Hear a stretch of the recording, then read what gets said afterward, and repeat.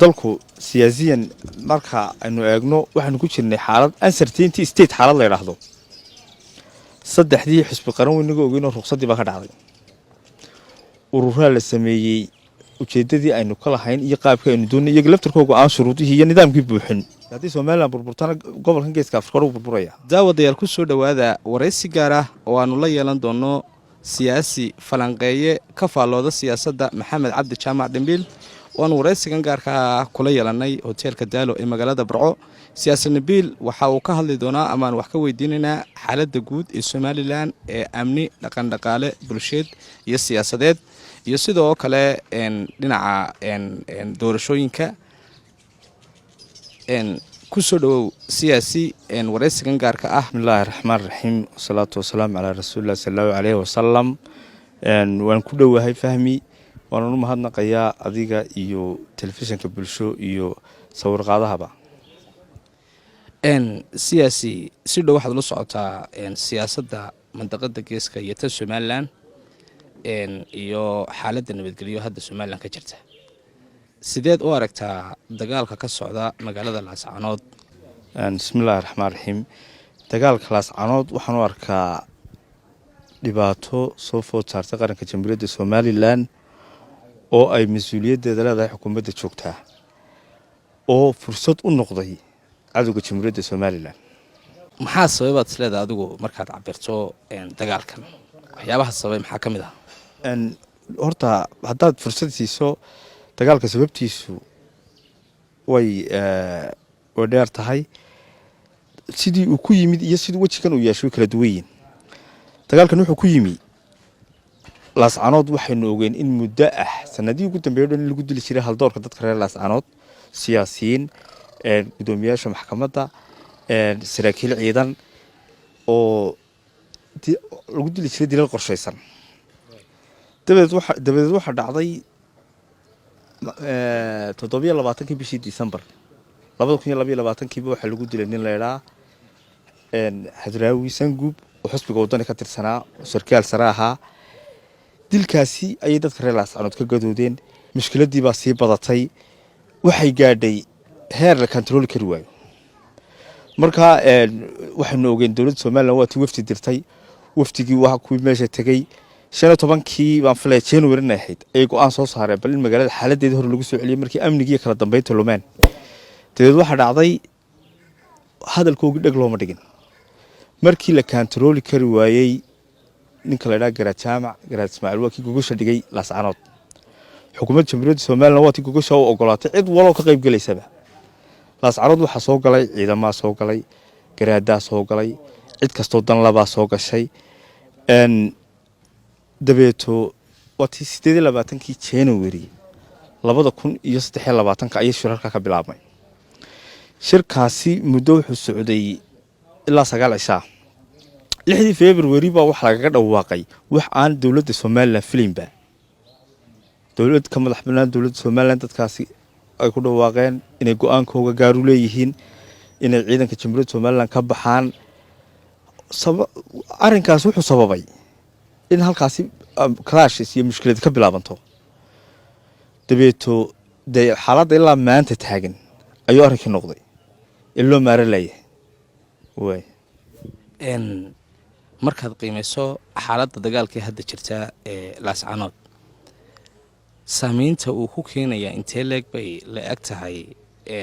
dhinacyada siyaasadda diblomaasiyadda arrimaha bulshada iyo dhaqaalaha Soomaaliland aad waa su'aal aad u wanaagsan horta dagaalka Laascaanood wixii ka dhacay wax Soomaaliland ku kooban uu noqon waayeen gobolka geeska Afrika oo dhan baa laga dareemay igad baa laga hadlay African Union baa laga hadlay habeen hore ugu dambeysay Security Council ka qaramada midoobay baa ka hadlay 6 dal baa ka hadlay wuxuu noqday wax regionka iyo adduunka oo dhan saameeyay dabcan waxa adduunka saameeyna inaga wayna saameynaya saameyn taban oo inagu yeeshay oo siyaasadeed oo culays dibadda inay geemid way jiraan oo farabadan oo dawladda farabadan soo saareen dawladda inoo garaabaya way jiraan dhaqaale ahaan bulshada uu saameeyay waxa ku barakacay dad 80,000 oo qof dad reer Soomaaliland waxaa ku dhintay ciidan fara badan oo qaranka jamhuuriyadda somalilan waxaa ku dhaawacmay dad ciiddaa ka badan oo labada dhinacba oo reer somalilan marka wallahi dhibaato weyn buu qaranka soo gaarsiiyey dagaalkaasi. haddii dagaalku uu sii socdo maxaa ka dhalan karaa ama weji noocee ayuu yeelan karaa waad isleedahay? bismillaahi raxmaan raxiim. hadduu dagaalku sii socdo wallaahi waxaan u arkaa masiibo weyn oo ku fidi doonto gobolkan geeska afrika oo dhan. dagaalka waa la siyaasadeeyey, waxaa loo yeelay wejiyo kale, wejiyo qabyaaladeed, wejiyo uu ku gaari karo wadamada jaararka oo dhan. haddii uu sii socdo wuxuu noqon doonaa dagaal xayndaabka ka baxsan oo somalilan ka baxsan oo waxyeelo mandaqadan aynu ku noolahay oo dhan. marka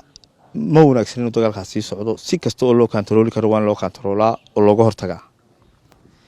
ma jirtaa dhinacyo ama aragtiyo ama cido ka shisheeya somalilan iyo shacabka somalilan kasoo jeeda ee gobolka sool oo dagaalka qayb ka noqon kara ama ku jira? fahmiyow way jiraan. su-aasha aada weydiisay waxaynu la soconnaa adigii aniguo baraha bulshada telefishinada. dagaalkani wuxuu gaadhay meel kastoo soomaali degto. si qabiil baa looga hadlay, cunfi fara badan baa la geliyey,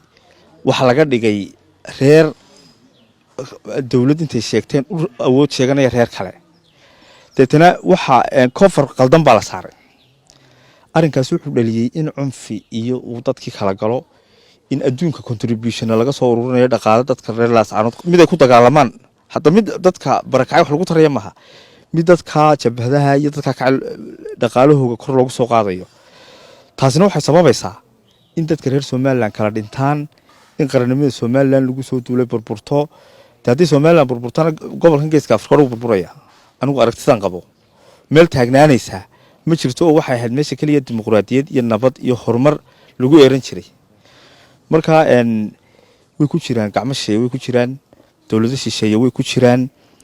dad kale oo danaha ammaan darrada dadka ka faa'iidaysta oo dhan baa ku jira. waxaa jooga erga madax dhaqameeda somalilan oo doonaya inay waanwaan iyo erga ay ka noqdaan xaaladda laascaanood.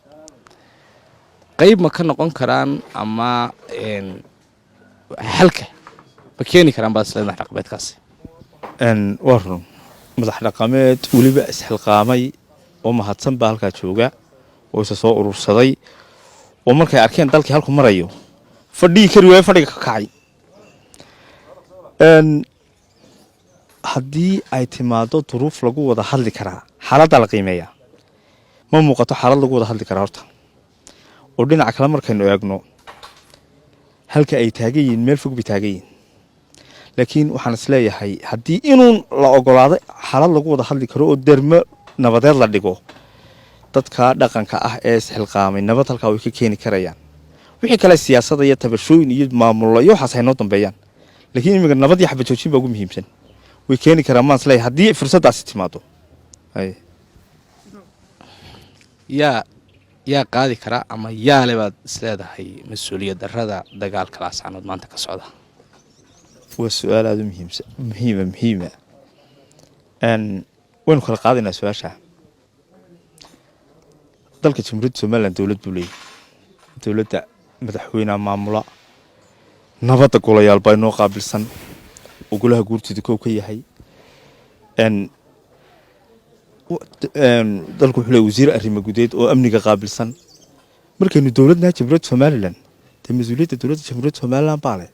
oo madaxweynuhu kow ka yahay, wasiirka arrimaha gudaha ku xigo oo guddoomiyaha golaha guurtooda ku xigo. dhanka kale dagaalka dhacay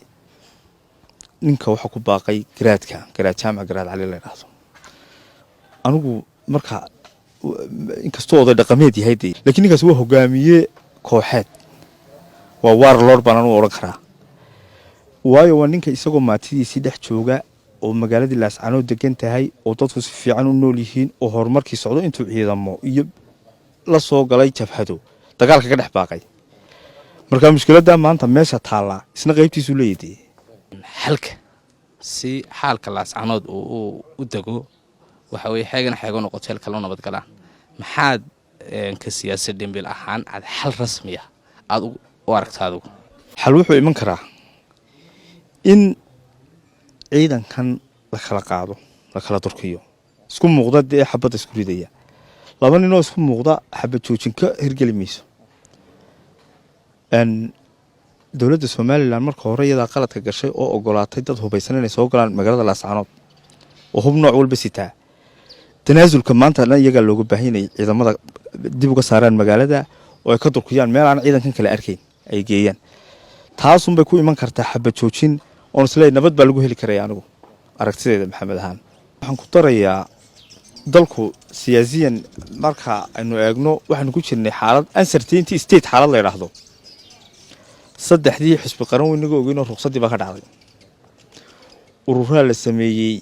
ujeeddadii aynu ka lahayn iyo qaabkii aynu doonay iyaga laftarkooga aan shuruudihii iyo nidaamkii buuxin doorashadii madaxweyne way muddo dhaaftay ilaa hadda somalilan waxay ku jirtaa xaalad hubanti la-aan bay adduunku yidhahdaan uncertainty state meel aynu ku socono ma garan karno dalkuna waxay ahayd inuu doorasho galo weliba doorasho madaxweyneha ugu muhiimsanaatee oo la caddeeyo cidda gelaysa ama ururada iyo xisbiyada gelaya la yidhaahdo ama saddex xisbiya gelaya la yidhaahdo oo aan ummaddu san sii eegan dee haddii kale waxaa iman karaa iminka dee dhibaatooyin fara badan oo ummaddii baa kala shakiday qabyaaladii baa xoogeysatay qoqobkiibaa batay naxligiibaa inagu batay dee xusbiyada laftarkooga iyo dadkii ambishonka lahaayo doonayay kursiga inay tagaan waktigii baa lagu dheereeyo dhaqaalo badan iyo waxaa ka baxay dee samir badanoo dee soo lahaayeen samirkiibaa dee yaraan doonaan isle anigu waa fahmi kayse xirsi bulsha t v burco واو اسبوعك في عين صاحبي waad ka heshay sooma ما شاء الله صح ما عادش بسيط waxaan ku shubtay xidhmo furan $10 baad ku shuban kartaa 5 baad ku shuban kartaa 15 baad ku shuban kartaa 20 baad ku shuban kartaa ka farxi ehelkaaga asxaabtaada iyo qaraabadaada oo la soo deg abka dahabshiil si aad si fudud lacag ugu dirto marka aad la soo degto applicationka dahabshiil ee aad lacag ka dirayso isticmaal koodka khidmad la'aanta ee Tree Free oo kuu sahlaya in saddexda jeer ee ugu horreeya ee aad lacag dirayso aan wax khidmad ah lagaa qaadin dahabshiil hawl fudaydiyahaaga maaliyadeed سلام عليكم السلام عليكم waxaanu jecelnahay wadajirkeena qoys ahaaneed ha u ogolaanay internet daciifa wakhtigeena fiican idinkaga ciyaaro dalba internetka fiberka oo ah mid xawaaro badan isku halayn leh madadaalo badan garaac 818 si aad noogu xidhnaato